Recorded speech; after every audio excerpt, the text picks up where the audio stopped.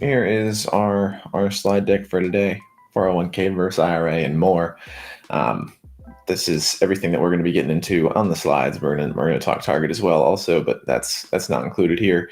But yeah, I got a simple breakdown of 401k versus IRA as far as retirement accounts go. Just 4 slides there. So let's jump right into it. So first and foremost is 401k.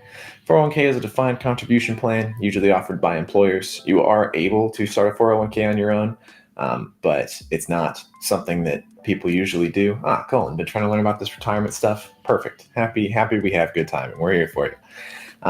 Employees contribute a percentage of their salary to a 401k, and then the employer matches those contributions to a set limit. 2, 3, 4%, 4%, and 5% would be really good. Usually hanging right around 2.5% to 3%.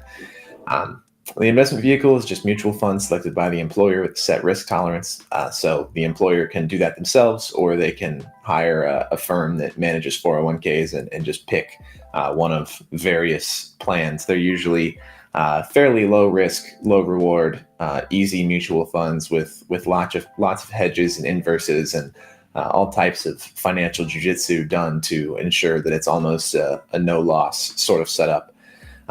And investment income accrues and compounds tax deferred, but there is income tax when you withdraw, which is the big factor, and we'll get into how that's a major difference here in just a minute.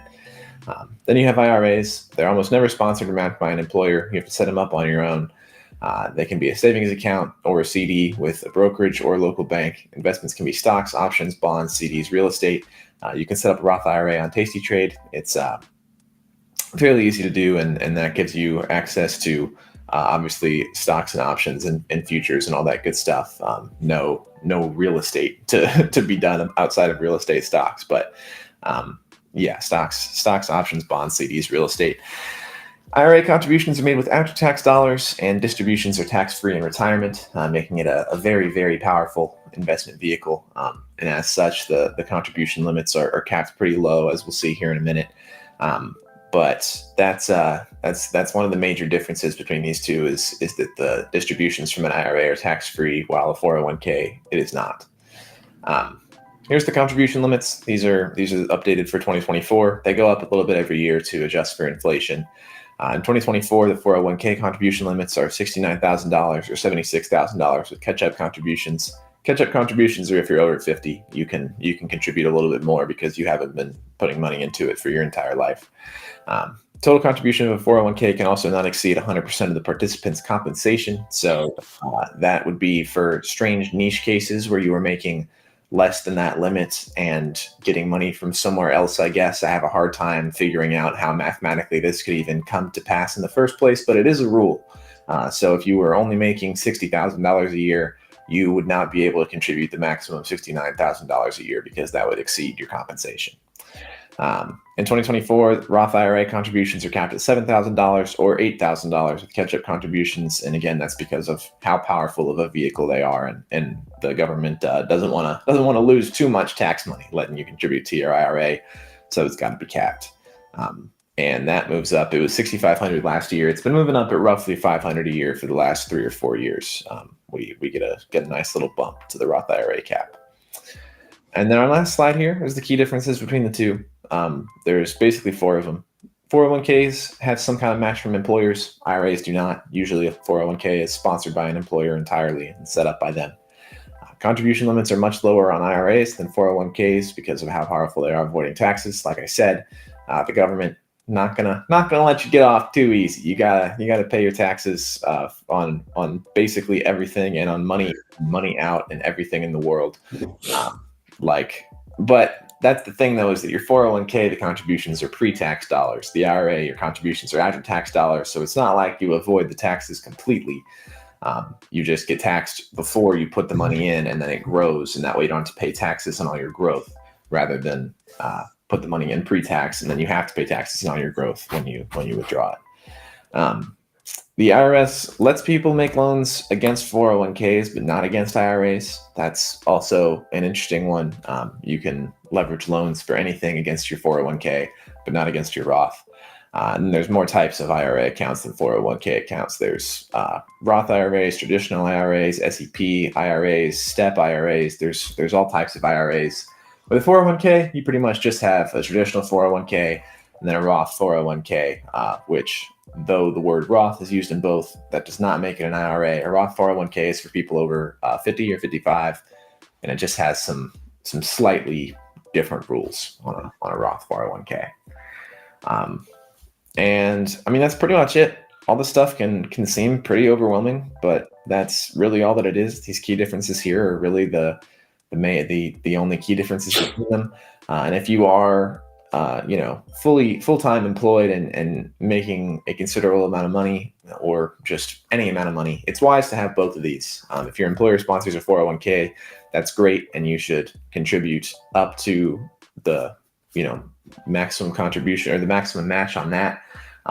But maxing out your Roth IRA every year should sort of be the first step before you worry about making additional contributions to your 401k, because the Roth is so powerful. You really want to make full use of maxing that out every year if you are able to do so.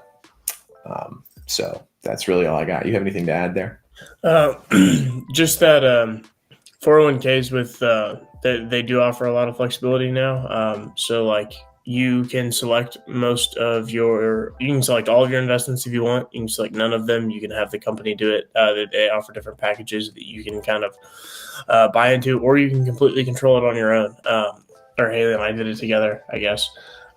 So you don't, it can be as hands-on or as hands-off, and you can move shit around in it whenever you want. It can be as hands-on or as hands-off as you want to. Oh, interesting. Colin said you can get a Roth IRA before you're 50 or 55. He has one and he's 32. Well, there you go. The more you know. I'm out here spreading misinformation on accident. I thought that Roth 401ks were restricted for special circumstances when you're a little bit older, but I suppose not. I guess you can just do that anytime. So there you go. A bridge that, or what am I trying to say? Not a bridge. That means make shorter. Revise, I guess. Revise my teachings on that one. Roth 401k can be withdrawn without paying taxes. Contributions and earnings in a Roth 401k can be withdrawn without paying taxes and penalties if you are at least 59 and a half and have had your account for at least 5 years. Withdrawals can be made without penalty if you become disabled or by beneficiary after your death. Rollovers allow you to avoid taxes on Roth 401k earnings. You can avoid taxes and penalties by taking a loan from your Roth 401k as long as you follow the repayment rules. Yeah, across the board, you can usually get hardship withdrawals if you are in medical, if you're having medical issues or for various things like that. I know that's a thing. Yeah, the tax rate for early withdrawal is crazy. It's like 45%, I think. Yeah. There's crazy penalties if you really withdraw on both of these accounts. And the big difference there is that with the IRA, the problem becomes having to pay a bunch of taxes. With the 401k, it's just a penalty, which is different. So differences there, but at large, IRA is just much more powerful than 401ks, though it is important to have a 401k as well. And having both and trying to max out the IRA as frequently as you can is probably going to be the best course of action. So that's what we got on that. I have a Roth IRA myself. Do not have a 401k right now. I had one briefly, but yeah, I'm a Roth holder at the moment. Anyway, that concludes our educational segment.